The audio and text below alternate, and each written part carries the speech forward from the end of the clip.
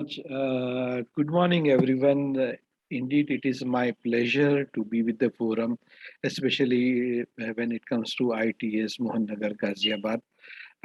Thank you so much for inviting me. My pranams to all gurus. Hello to all guests and students. It is my pleasure to share my views on the topic, which is barter se Bitcoin tak. And let me start with my talk.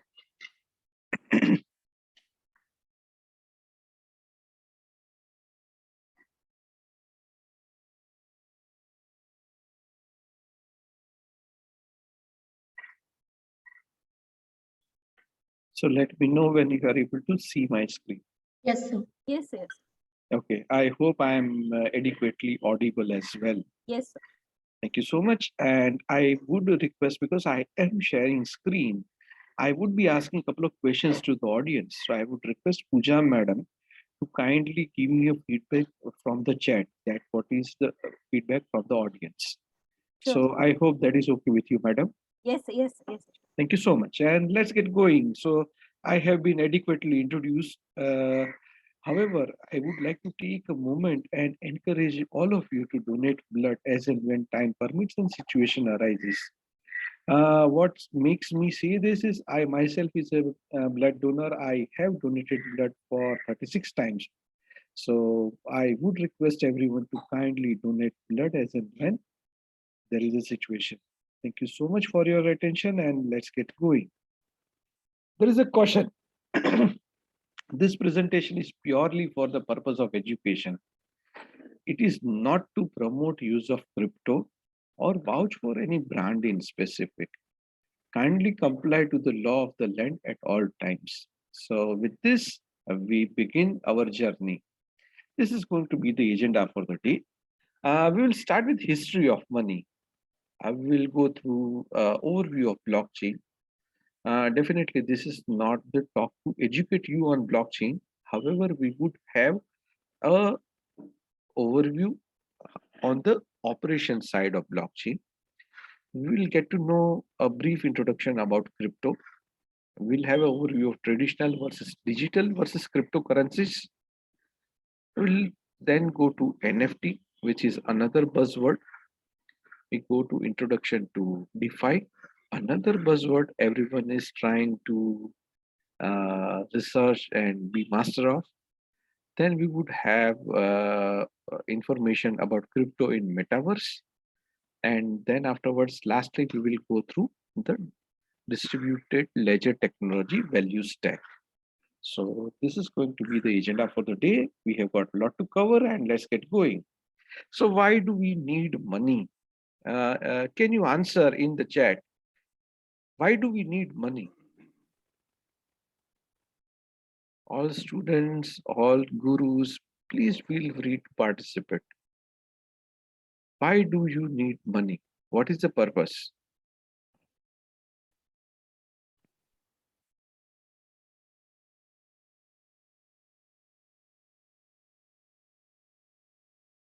Please type in your answer. Why do we need money?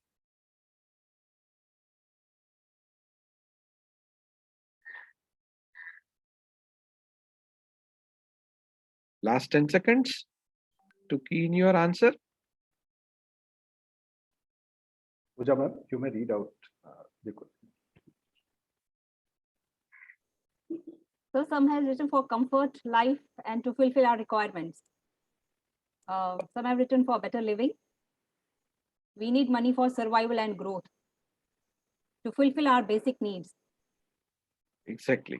So that is the right answer, to fulfill our basic need to buy something, to buy some product, to buy some value, to buy some service.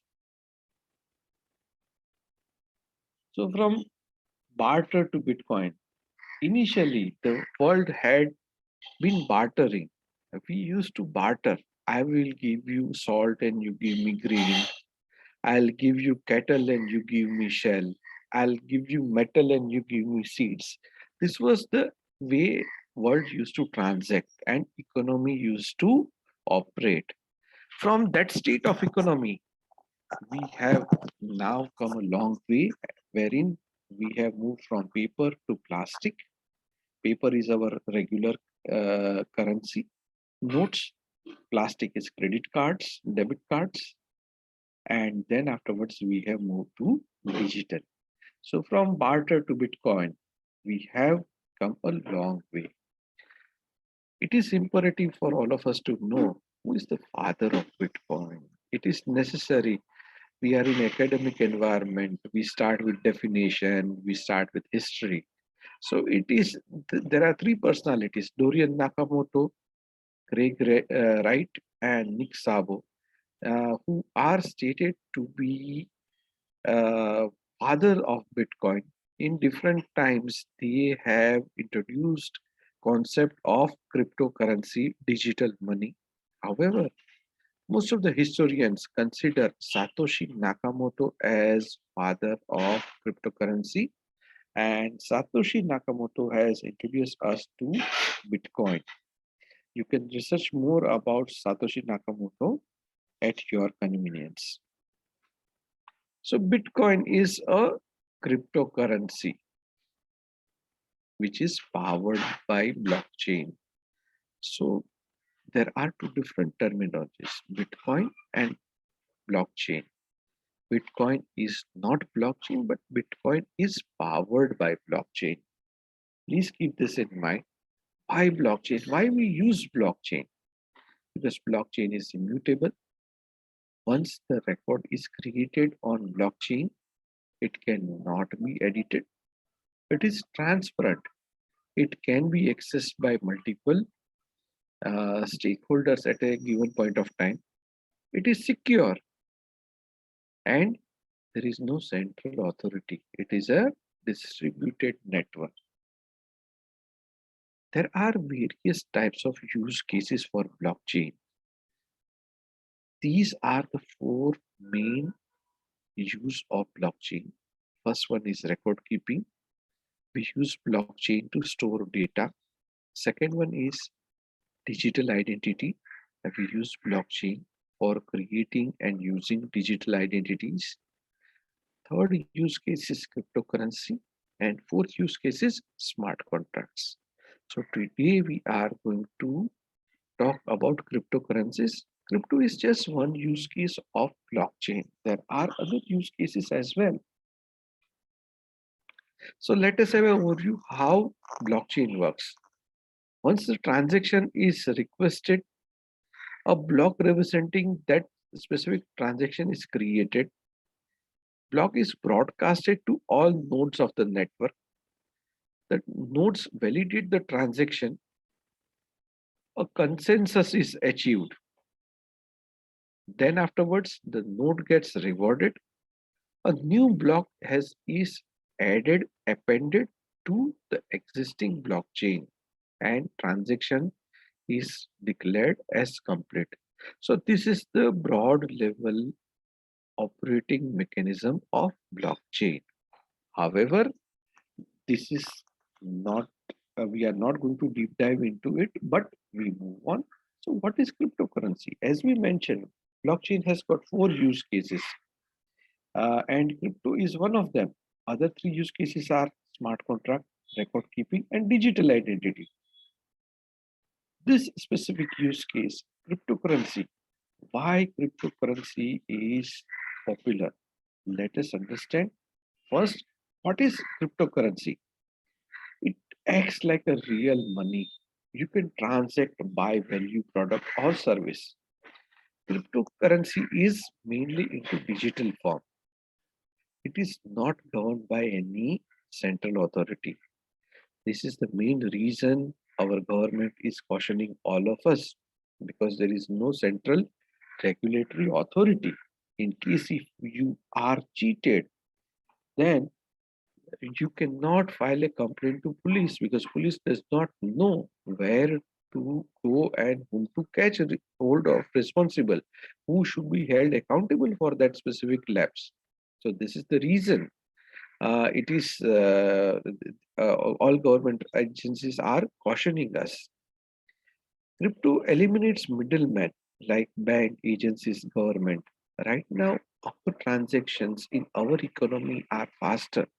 But in other parts of the world where there is a complex economy and kind of free economy, where there are lot many banking institutions are available, it is very difficult to transact because there are multiple middlemen in the in between. So if you want to transact from one city to other city, at times there may be around 4 to 5 middlemen who would be taking commission in that transaction. So that is one of the pain areas which gets solved by cryptocurrency. And let's get going. So why crypto is popular? Because it's a peer-to-peer, it facilitates peer-to-peer transactions. So I can straight away send Bitcoin to my friend. The cost of transaction is negligible. It is secure. It is speed. It provides us speed. When I say speed, it takes usually takes around 10 minutes. But in traditional method, if we were to send money to some friend in Bangalore, then we will do some postal order, or we will give a check to bank. Bank would validate the check, and then maybe around 3 to 4. It will take around 3 to 4 days for that specific money to get deposited in other person's account. So that is where, in comparison to traditional methods, 10 minutes is something which is considered as a speed in transaction. It also builds trust. Crypto transactions are trustworthy, auditable, and that is where they are popular. And also, cryptocurrency is also helping us create new use cases. We would also have a look at these use cases in the time to come. So, what is the difference between fiat money, digital currency, and cryptocurrency? If we look at the form, fiat money is physical, like our current currency notes, 20 रुपए का note है, 50 रुपए का note है, 100 रुपए का note है. Digital currency, which is also called as CBDC, Central Bank Digital Currency. Our in current budget, our government has proposed launch of digital rupee, and that is also equivalent to digital currency. While cryptocurrency is also digital. Let us look at representation. Fiat money is represented by notes and coins. Digital currency is represented by digital coin, and crypto is represented by crypto keys, where there are two types of keys. One is public key and other one is private key. The supply for fiat money is unlimited. Digital currency is also unlimited. However, crypto, the supply is limited.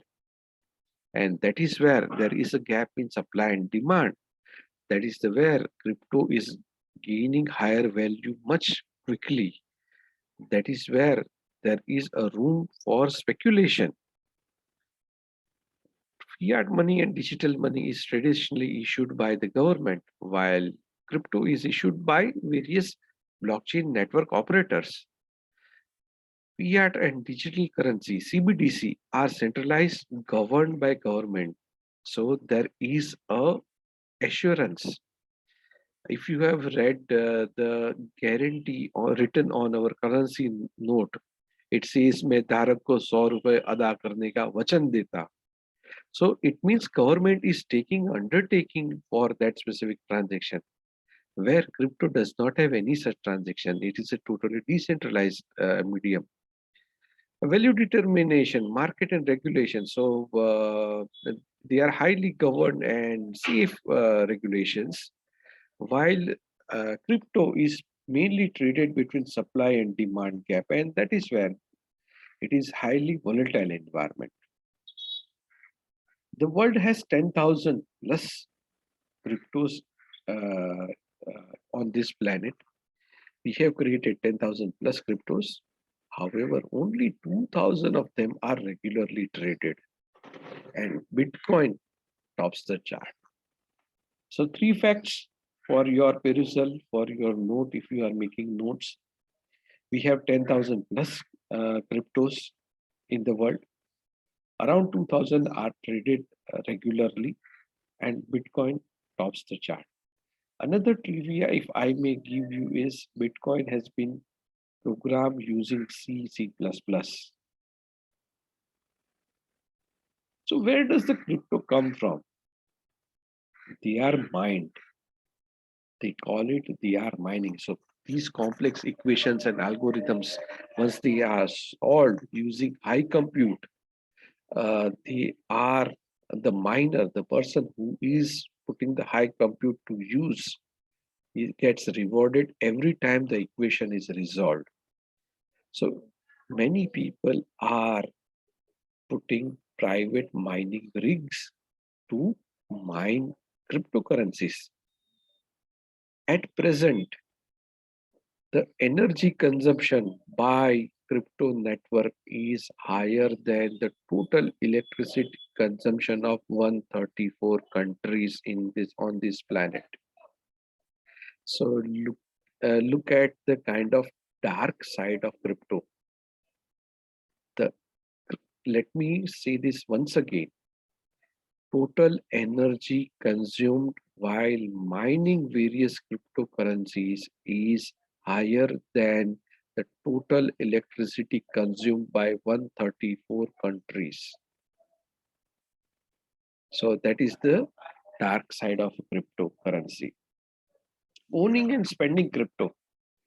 Users create a wallet, unlike we create a wallet on our Paytm account. Wallets are secured by passwords. So we provide password. There is a public key, there is a private key. These keys are used to authenticate the transaction. The way the transactions are made is the seller provides the address to the buyer. Unlike we tell our friend, ये number पे Paytm कर देना. The buyer enters the seller's address and amount of the payment to start the transaction. So unlike what your friend will do, he will go to Paytm and he will enter 100 rupees, and he will enter your mobile number, and he will enter 100 rupees. The buyer signs the transaction. They give the OTP. Here, the user provides the private key, and it announces the public key for verification. So the transaction is broadcasted to the distributed network. The buyer broadcasts the transaction to entire Bitcoin network. Once the transaction is authenticated, it gets appended and the value is transferred.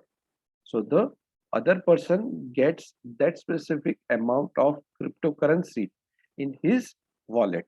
So this is how crypto transactions operate.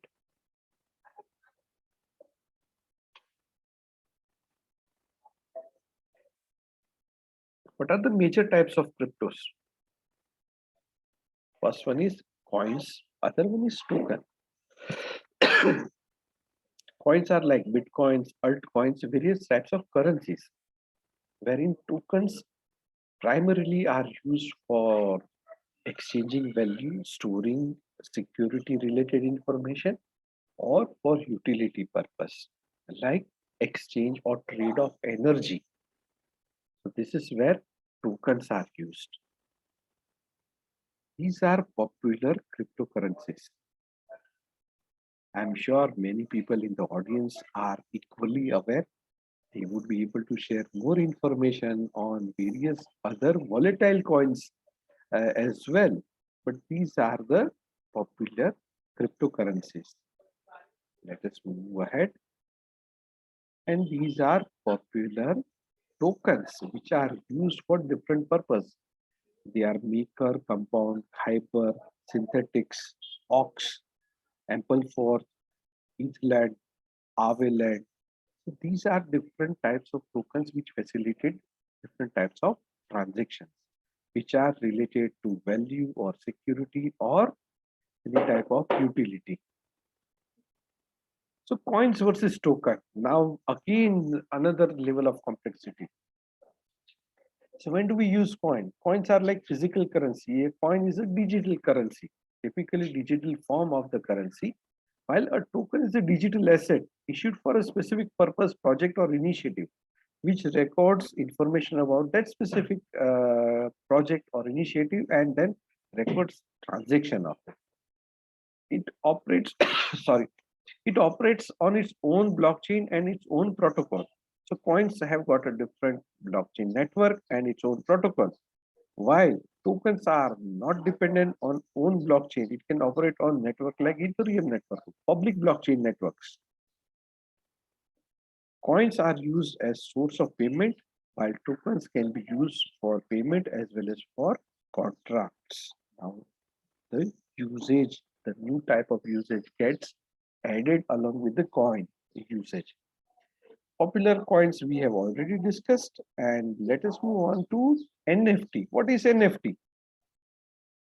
NFT is abbreviation for non-fungible tokens.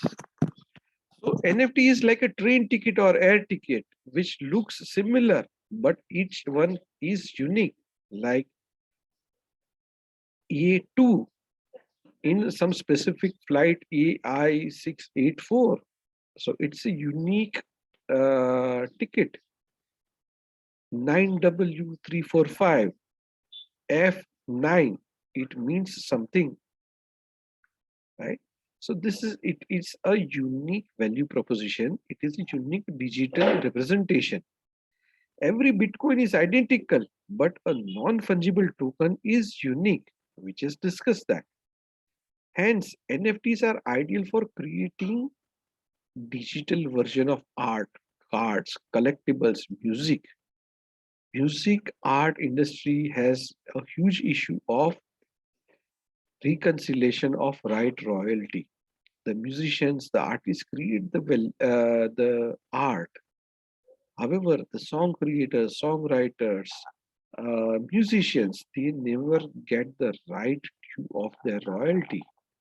The music producers, aggregators, sellers, they sell music, but the right amount or information of sale is never visible to the music creators. So that is where there has been always a dispute. This is where such kind of NFTs and other solutions help you reconcile the royalties. These tokens can be bought and sold on marketplaces. You can buy and sell NFT, like popular personalities like Amitabh Bachchan, Salman Khan have already launched their NFT. They have got a unique digital ID with a physical asset. Let us say if Amitabh Bachchan's jacket in some specific movie is being sold, it's a physical asset. However, the asset is tied to a digital ID, and then that specific digital ID is sold.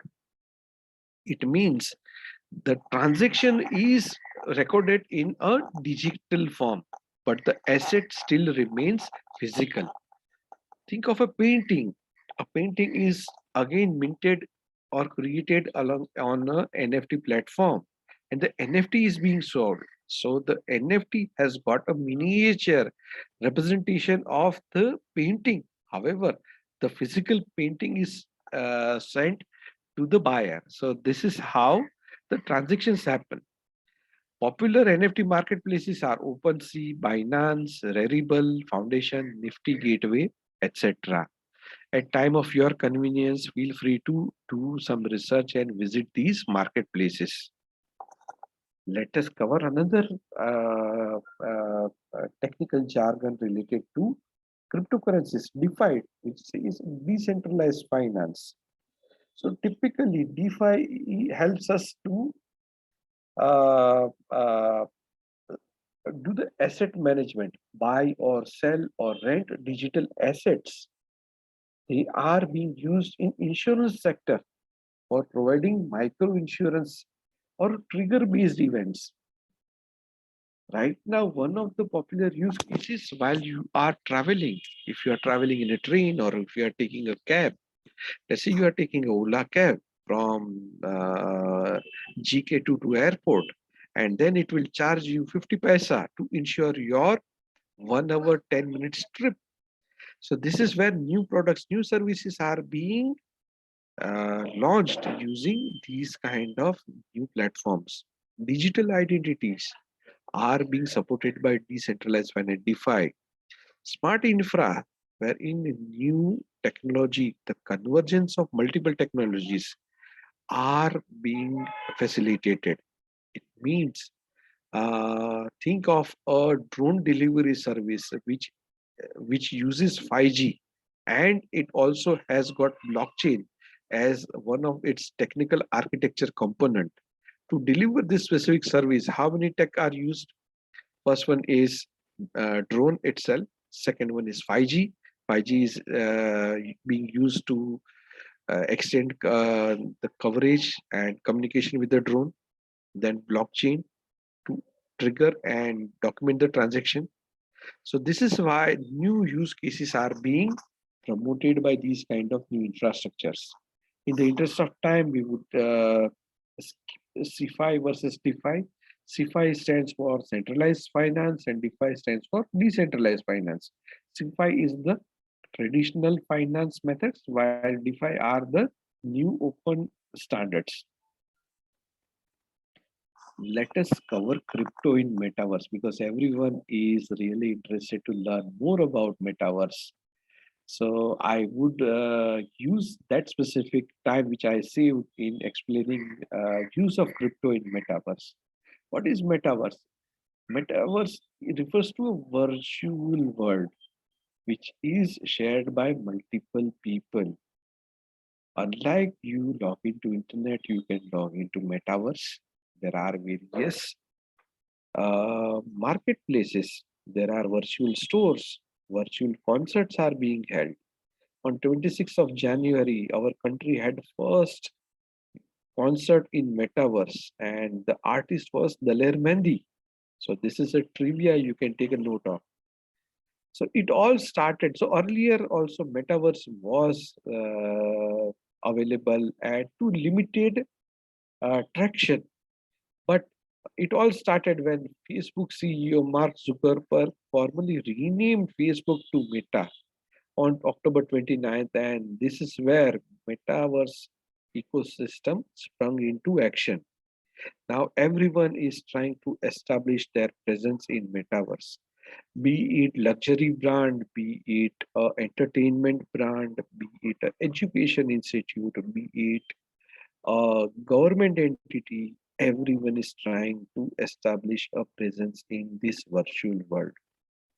According to Mark Zuckerberg, metaverse is a collection of virtual environments where you can create and explore with individuals who aren't in the same physical space as you are. So earlier we used to chat with each other, right? So someone would be sitting in London, someone would be sitting in New York, and three of us could chat. But we were not able to create something. Metaverse enables us to create. Metaverse also enables us to work in virtual environments. One of the recent research reports is that around 12% of workers would be working in metaverse by 2025. In other words, by 2025, 12% of workers would not be working in physical world but in virtual world.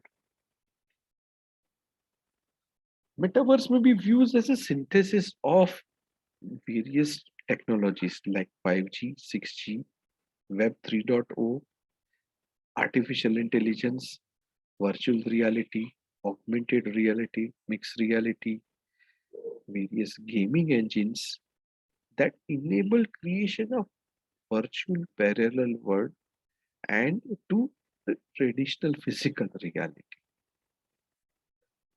Now, when we are transacting, when we are working, when we are watching concerts, or we are selling something in metaverse, we would also need money once again. So we started with barter, we came to Bitcoin, and now again we would be going to metaverse. And that is where crypto would be the default currency to transact in metaverse. Popular cryptocurrencies in metaverse right now are Decentraland, the Sandbox, Veracity, Engine, Starlink, etc. As and when you get some time, feel free to do some research and find out more about use of crypto in metaverse. This is the last section of my talk for the day. So this is the distributed ledger technology value stack. On the leftmost side, it is the infrastructure, which facilitates storage and retrieval of the data of the information. On the next layer, we have got various platforms, various distributed ledgers. The third part from left side is the business model, various smart contracts, which governs the rules of the business and facilitates the transactions. And the next layer has got various applications like currency, payment networks, identities, digital identities, records, or assets, as we discussed, energy trade or trade of paintings or trade of music rights. And then the rightmost portion is the user, various applications, marketplace, which facilitates the transaction. So rise of crypto economy would continue in current time and going forward. The future of money is digital, as mentioned by Bill Gates. Thank you so much. Let us connect and collaborate. I have shared my ID on LinkedIn. Please feel free to send a connect request. And in case if you have any queries, you can get into a Q&A session. I will stop my screen share and let us Thank get you into so the much. Q&A session. Pooja ma'am. Yes, Pooja sir. ma'am, Yes, sir. we can take one or two questions if. Yes, sir. Anyone, if they are having any question for Oza sir, they can write in the chat box so that we can take the questions.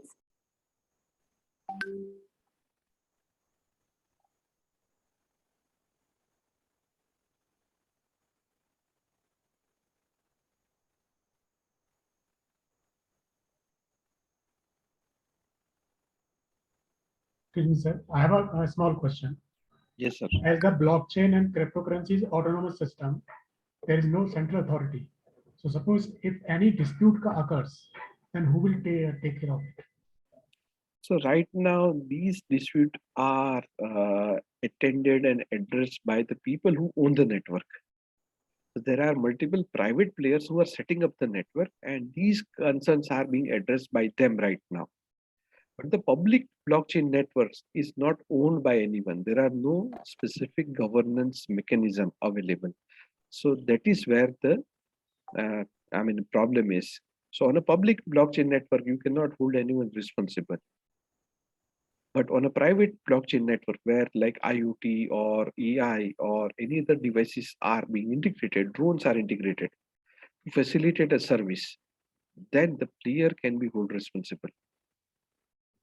Okay, sir. Thank you. I guess Anyone, if have investor community is awake. Now people have started asking. There are a couple of direct messages to me. Which crypto is a good option to invest? So, buddy, please wait for government to share more guidelines. Let it become legal. And I am not the guy who would be able to guide you that which is the best crypto to invest. Another person is also asking, can we create cryptocurrency without doing anything?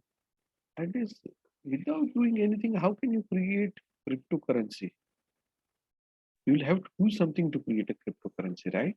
You can say that I am building taxi coin. Let's say that, okay, that would be used by all taxi providers. You can create a coin which is a retail coin, which would be used by all retail stores.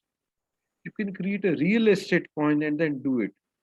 But if you say, okay, I am creating just for the sake of name, let me use my name rather than someone else because that may not be the right thing. If I create Chintan coin, then who is going to buy it? Right? So if you create a cryptocurrency, it has to be tied with a purpose. It is not to be tied with a person. Would you buy Amitabh coin? You would not buy, right? But if you have something related to some purpose, some business, then you would buy.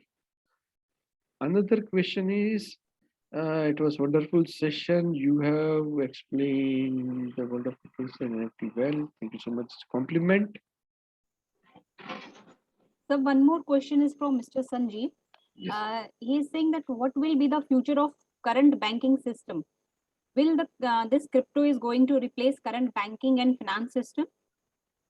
So there is a book, Banking 4.0. I would recommend you to go through that book, Banking 4.0. It says banking everywhere, but not at a branch. And that explains the entire futuristic scenario, how banking would be done, how the economy would take shape. Brett King is the name of the author, I guess. Banking 4.0. It is a series 1.0, 2.0, 3.0, and 4.0 is the latest book. So there is one more question from Endasha Sise. The future money may be digital. How it govern developing country? How it would Govern developing country. Govern developing country. I mean, this is something complex question. I am not an economist.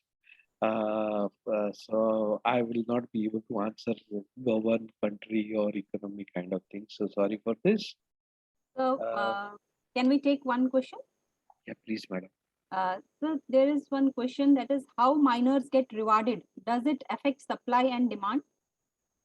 No, it does not affect supply and demand. That is the part of the business. You mine, you get rewarded, and once you get rewarded, you would try to not to hold the currency, but you would also try to put it back in the circulation. So that is the base assumption. Yes, sir. Last question from my side. So if we are done with the Q&A, then I would like to ask a question. Yes, yes, sir. Because classroom environment है, academic institution है, तो question answer तो बनता ही है. And I'll ask to all of you, if you were to give one word feedback about my session, what it would have been, please type in the chat. If you were to give one word as a feedback for my session, what it would have been, please type.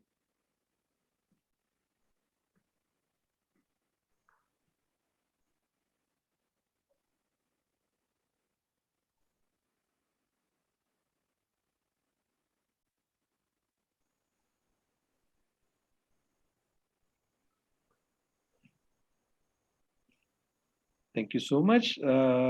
Thanks, everyone. Over to you, Pooja, madam. Thank you, sir. Thank you, Pandey, sir.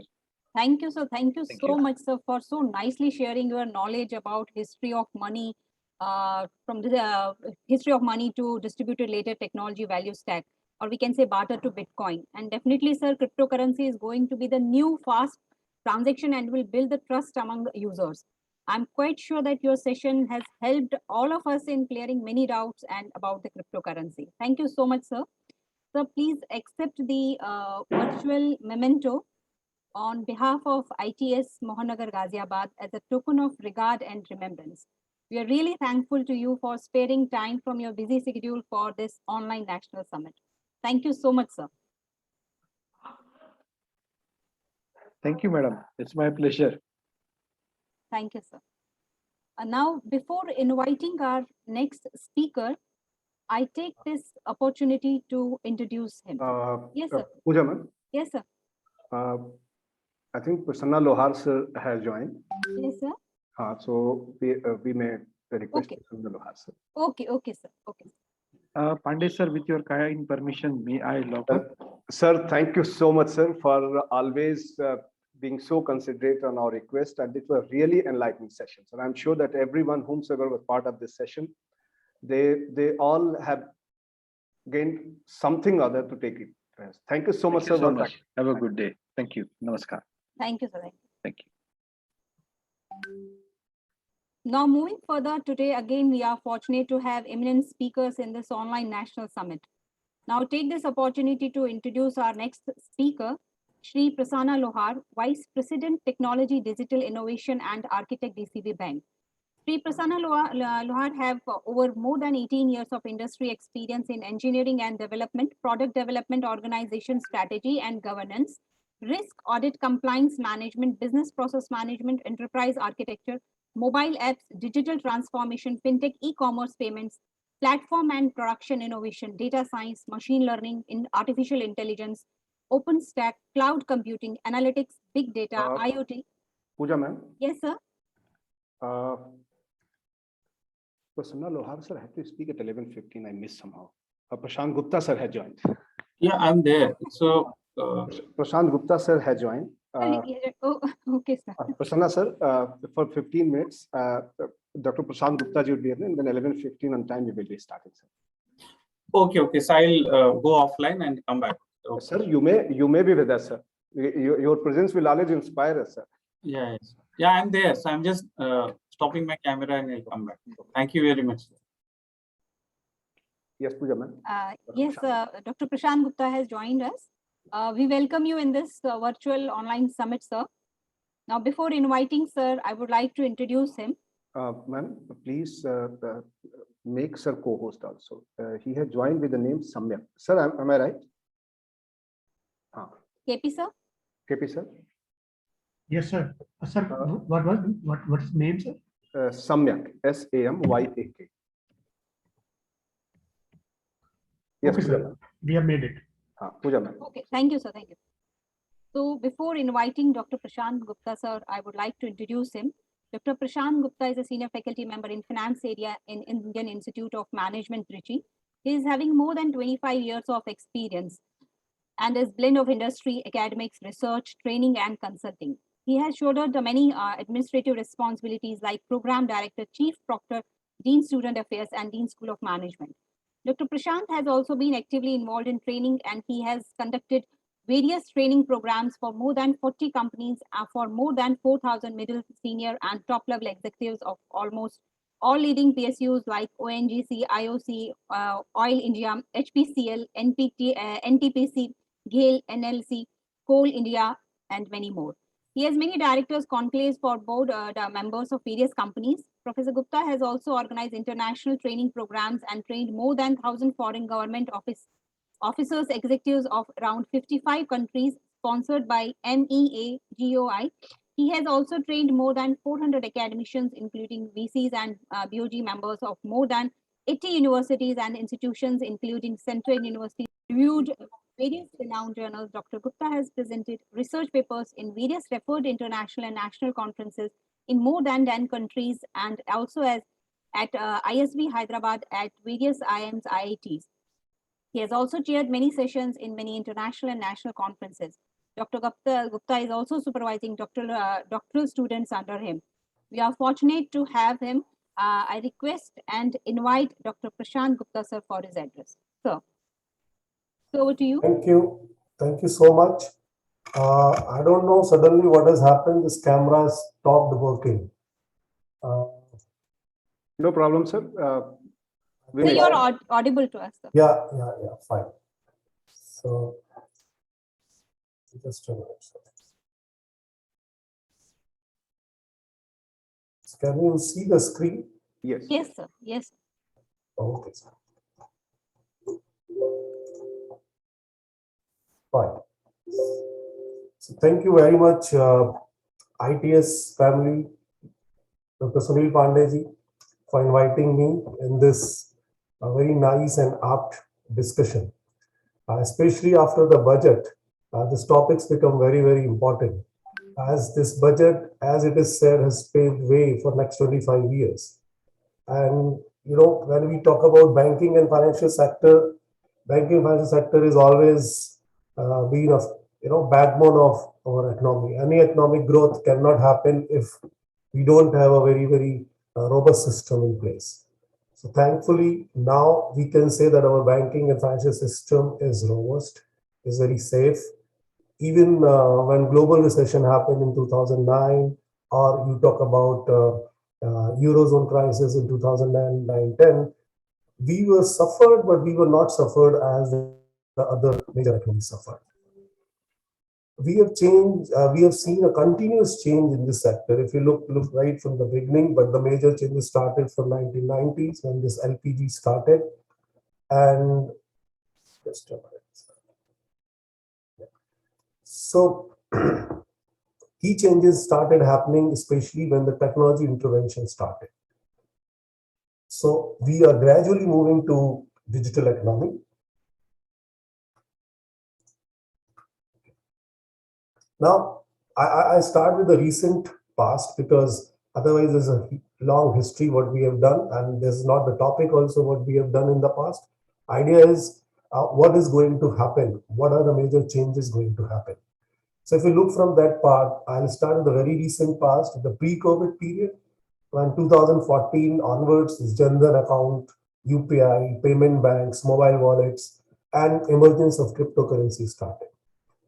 Then this unfortunate pandemic occurred, and we still are facing the problem of pandemic.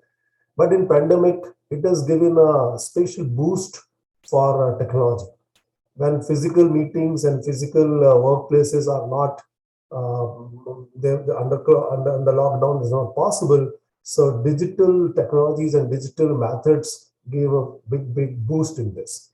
So here we have seen, though the payment wallets and UPIs were started pre-pandemic, but the actual growth in digital payments, it has started during the COVID period. And the exploration for more secure banking financial system has also, because when technology grew, a lot of challenges related to technology also comes in. And here comes the security features, very, very important part. You might have heard about a lot of hacking issues, a lot of frauds, phishing issues because of this digital part. So opportunities come with challenges also, and that's what we are facing. So now the question is, what lies ahead in future?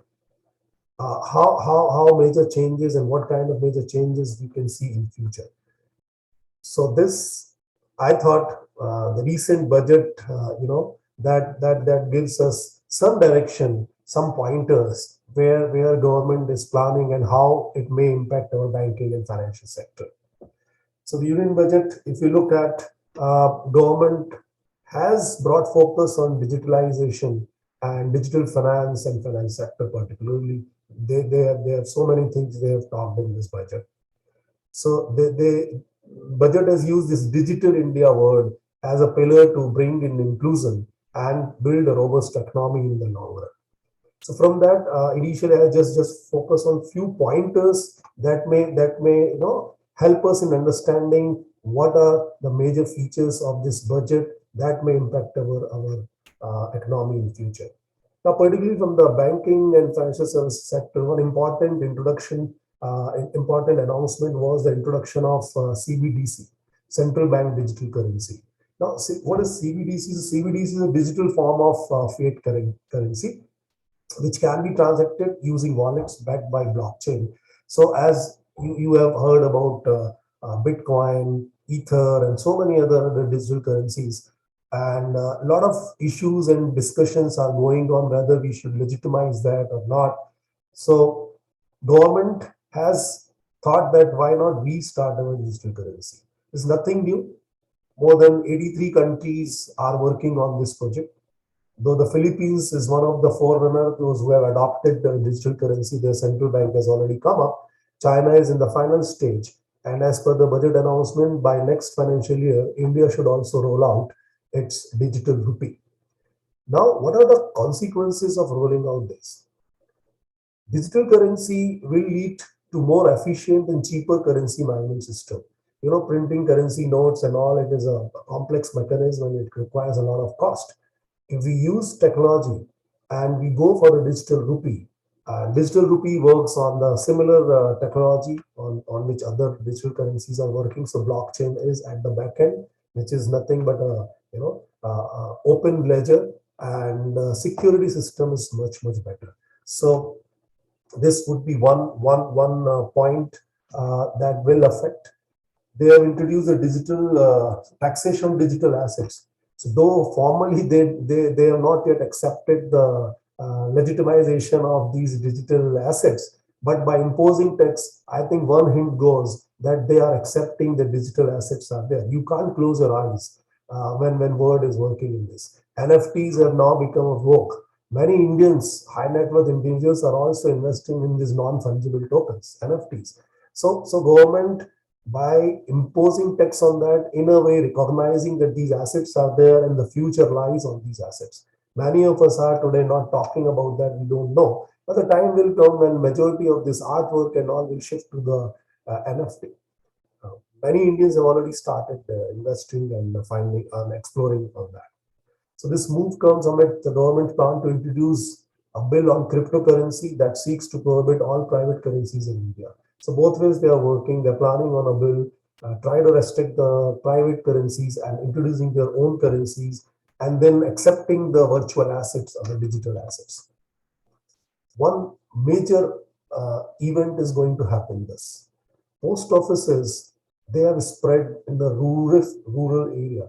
You go to the farthest area of our country, but you will find a post office. Where banks are not available, you will find a post office. Now they are going to digitalize post office, and all 1.5 lakh post offices, where many of our senior citizens and rural people use post trains as parking their deposits, parking their uh, savings.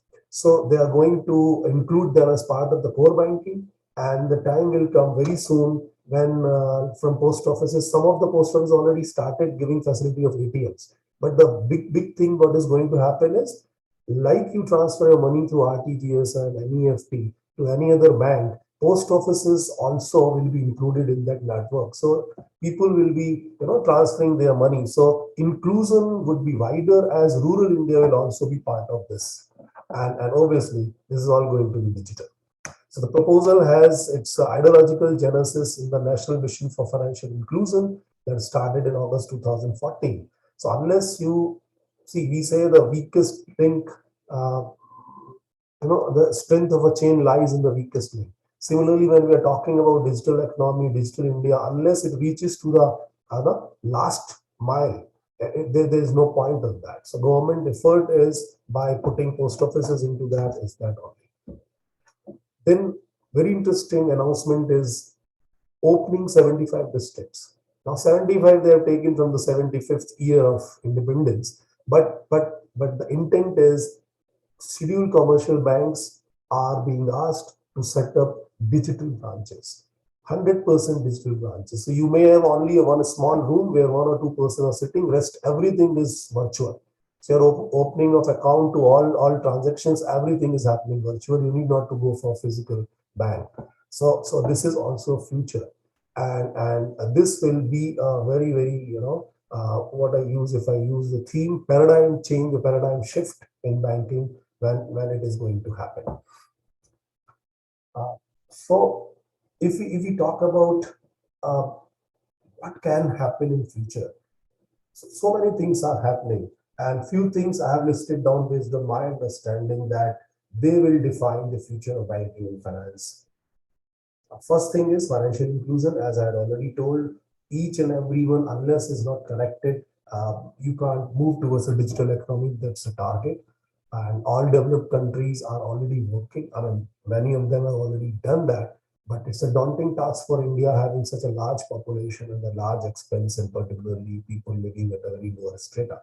So this jam trinity, the slang people have started using. It is Jan Dhan account, Aadhaar, and mobile. So what government is doing is they are connecting your Jan Dhan account with Aadhaar, and that account is linked with your mobile. So with this trinity, the connection between your account, your mobile, and your Aadhaar is going to be a big game changer. So whenever you are trying to pass on the subsidies to farmers or to in any form, maybe the cylinders and everything, it ensures that it is going directly to the end user. And in between, the chances of siphoning of that fund is less. Apart from that, if all are connected with this, then digital payment and all. I'm very proud to say that in digital payment, I think India has done one of the best.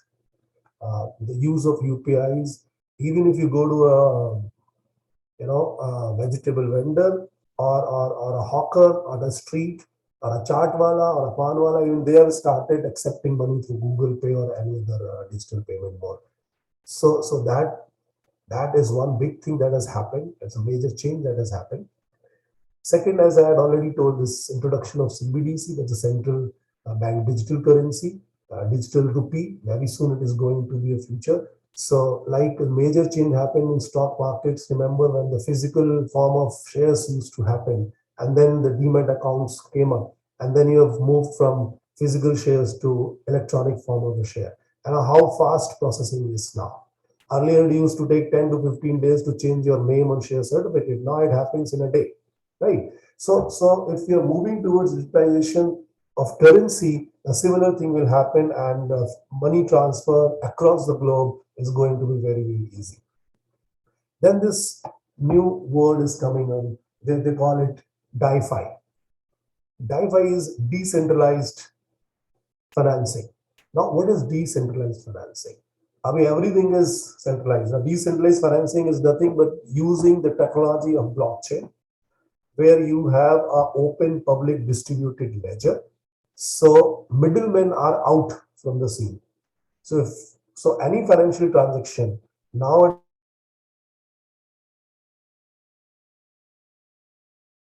if you look at, they have opened up center here. Global transactions backup is done here in India.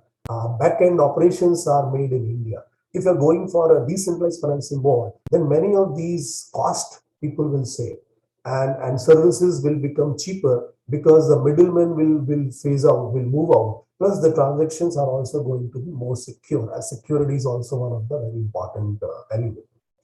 Same as this, many companies have already started working. I mean, in India also, if you look at the banks, certain banks, they've already started working on cloud computing. Now, cloud computing is again a major, a game changer for the banks in future, because by going for cloud computing, you are accepting that physical infrastructure that you need to create, and then time to time updation of that physical infrastructure is needed, which is a very, very costly affair for any bank or financial services per se. By moving to cloud, you are using cloud and the systems and the apps available and on the cloud, and using that, then you are away from a lot of cost that you need to incur on your banking system. So cloud computing is again one major game changer that is going to happen in future.